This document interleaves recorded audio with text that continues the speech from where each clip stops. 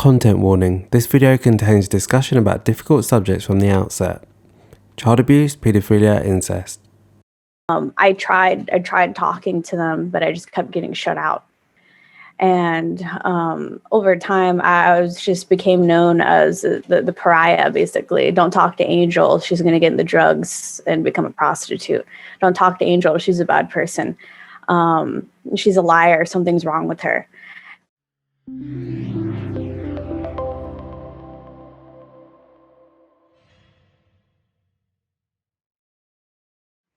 I was sexually abused from the ages of 2 to 7 by my uncle on my father's side of the family. And obviously affected me a lot. And I think in order to understand, my side of the stories, because, you hear people, get sexually abused, and then usually later on they work through it. For my case, I didn't tell people about my story. I didn't tell my parents until I was 15. And the only reason why I said anything in the first place was because I was scared for my cousin at the time, who I found out my uncle was living with her family, and she was barely like 12 or 13.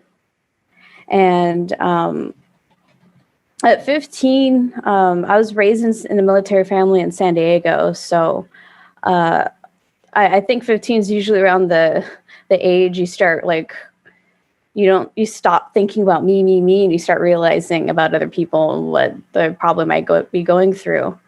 And I just had the sudden urge to tell my father what happened to me.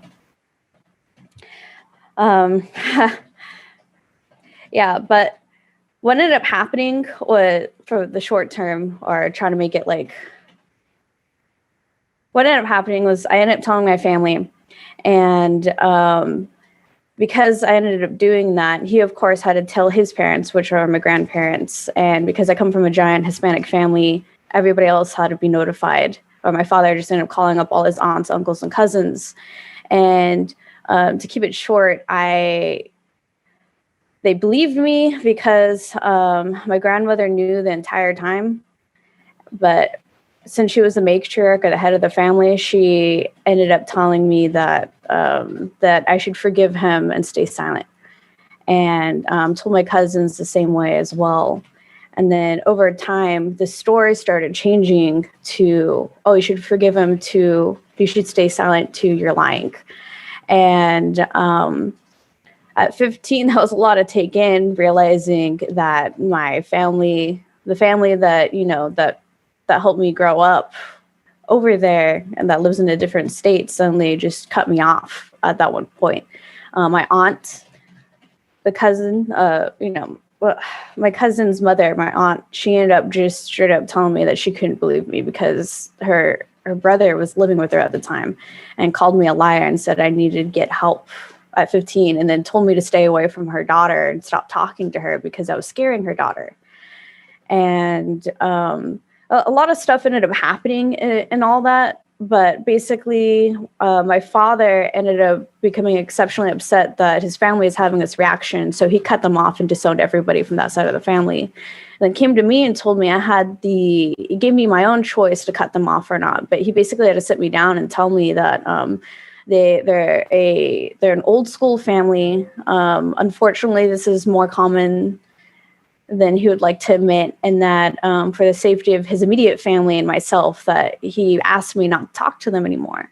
But being 15, I tried talking to them, but I just kept getting shut out. And over time, I just became known as the pariah, basically. Don't talk to Angel. She's going to get into drugs and become a prostitute.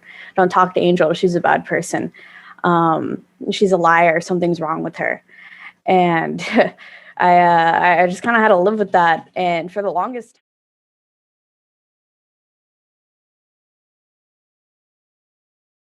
Angel, initially at least, was believed when she spoke out. But after hearing her story, her grandmother told her to stay silent and forgive her abuser. This then evolved into accusing Angel of lying about the abuse. Denial, minimization, victim blaming are signs that a family unit is not yet ready to deal with the widespread and significant implications that sexual abuse brings up. Implications such as the image of the family, possible criminal charges, acknowledging other victims of the perpetrator, uncomfortable feelings about the details of the abuse, or even the family unit and its very future.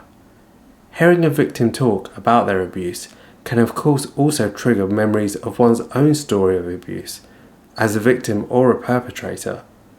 Faced with all these potential consequences, it's not surprising that some folks choose obfuscation over accountability. This stance is summed up wonderfully by noted psychiatrist Judith Herman. It is very tempting to take the side of the perpetrator. All the perpetrator asks is that the bystander do nothing. He appeals to the universal desire to see, hear, and speak no evil. The victim, on the contrary, asks the bystander to share the burden of pain. The victim demands action, engagement, and remembering.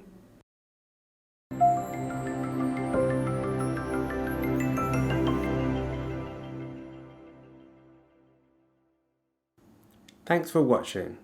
I hope you enjoyed listening to Angel's story. If you'd like to support this channel, you can donate to our PayPal, which is on your screen now. The link is also in the description. We hope to see you back here soon.